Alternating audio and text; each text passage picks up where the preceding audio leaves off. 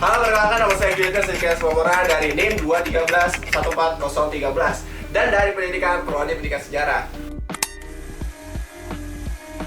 Kali ini kita akan membahas refleksi tentang PKN, yaitu adalah toleransi antar suku. Oke, kita masuk ke materinya. Pertama, pengertian antar suku adalah kemampuan untuk menerima dan menghargai, menghormati perbedaan kebudayaan adat antar suku ya dari bangsa. Yang kedua, keberagaman suku di Indonesia itu ada banyak, ada sekitar 1.300 suku bangsa. Dan contoh sukunya mulai dari Jawa, Sunda, Batak, Minangkabau, Dayak, Papua, dari Sabang sampai Merauke. Dan yang ketiga adalah manfaat toleransi antar suku, yaitu adalah harmonisasi, mengurangi konflik yang meningkatkan kerjasama antar komunitas ya. Dan pertukaran budaya yang memperkaya budaya nasional melalui interaksi dan antar suku.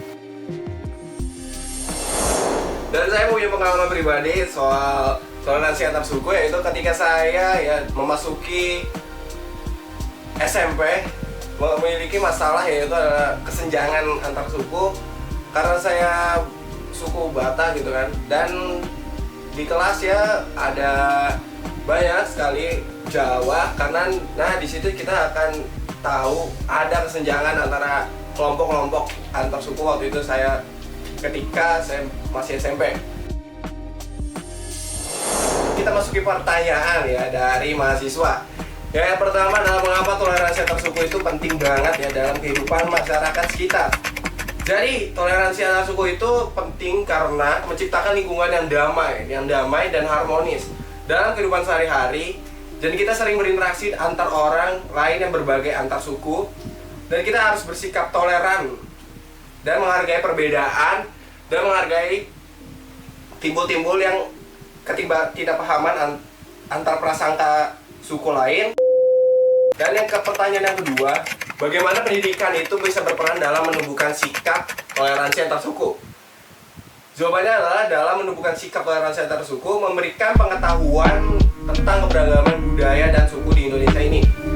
Jadi dalam kegiatan ekstrakurikuler di sekolah-sekolah atau di mahasiswa itu ada ya proyek-proyek antar budaya gitu. Jadi kita harus melibatkan antar suku.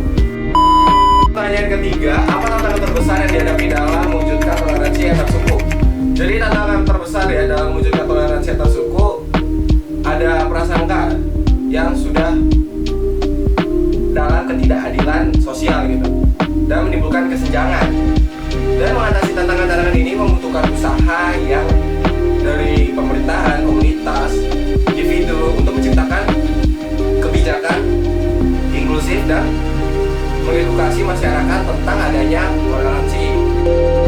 Kita masuk ke kesimpulan. Kesimpulan dari materi ini adalah yang pertama, pentingnya penghargaan dan penghormatan dari sikap kita ya. Dan kedua, memperkaya kehidupan sosial. Dan yang ketiga adalah menghindarkan konflik toleransi antar suku. Dan rencana aksi untuk kita para mahasiswa adalah bagaimana kita membuat seminar tentang toleransi antar suku itu agar kita semakin berkembang dan membuat kita semakin bersatu gitu. Dan yang kedua adalah membuat acara pertukaran antar budaya, itu adalah agar kita mahasiswa itu untuk menghargai selalu antar suku, toleransi antar suku. Dan yang ketiga, dorong pemerintah agar menerapkan dan mengawasi kebijakan yang mendukung keberagaman dan kesetaraan serta mencegah diskriminasi. Dan yang ketiga ini sangat penting ya untuk bagi pemerintah kita agar kita saling masih toleransi antar suku ya guys ya.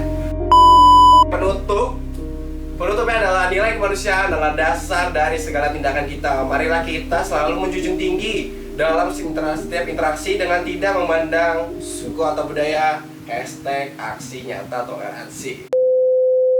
Oke, sekian dari saya. Terima kasih. Jangan lupa like and comment.